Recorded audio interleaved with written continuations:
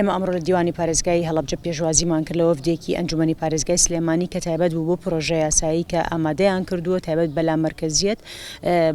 بۆ پارێزگاکانی هەرێمی کوردستان و پرۆژەکەش ئێستا لە مەرحەلەی مناقەشەکردن و وەرگرتنی ڕاوبۆچوون یەکە کارگێڕیەکانە. ئێمە ژۆک ئیدارەی پارێزگای هەڵەبجە ئەوەی کە پێویست بوو ڕوونکردنەوەمان پێیاون و پێشنیارەکانی خۆمان تەقدیم کردووە. ڕاست ئێمە ئەنجومەنی پارێزگامان نییە، بەڵام ئەگەر یاسایەک دەربچێت لەلایەن حکوومەتی هەرێمی کوردستانەوە ئەوە پێمان باشە وەکو ئیدارەی پارێزگای هەڵەبجە هەموو پارێزەکانی هەرێمی کوردستان بگرێتەوە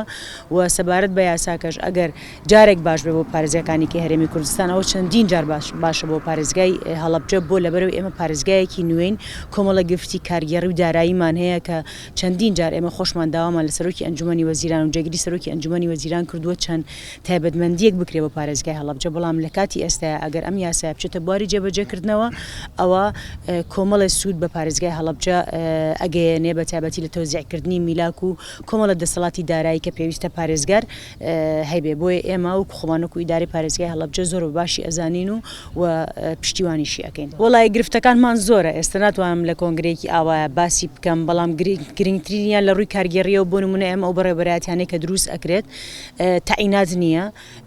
و گرێبەستیش لە دەسەڵاتی پارێزگاران نییە، تەنانەت تەوزیعکردنی میلاکانی لە نێوان بەڕێوەبەرایەتیەکانە لە دەسەڵاتی پارێزگار نییە. ئەمە کە بەسیترین نمونەیە باسیەکەم و لەگەڵیشە کۆمەڵی گرفتی کە هەیە کە ئەگەر دابەزێنرێت حکوومەتی هەرێمی کوردستان ئەتوانێت زۆر بە ئاسانی ڕاستە دابەزاندنی دەسەڵاتی ژوە ئاسان نییە، پێویستە چاودێریش بێت هەم لە ڕووی داراییەکەش و لە ڕووی کارگێڕیەکەشەوە ئەتوانێت دەسەڵاتەکان دابەزێنێت لە هەمان کاتیشە چاودێری ئەو یەکە کارگێڕیانە بێت بۆی بتوانرێت خوانەخواست هیچ گەندەڵیەک و هیچ غێر قانونیکی تیان نەکرێت.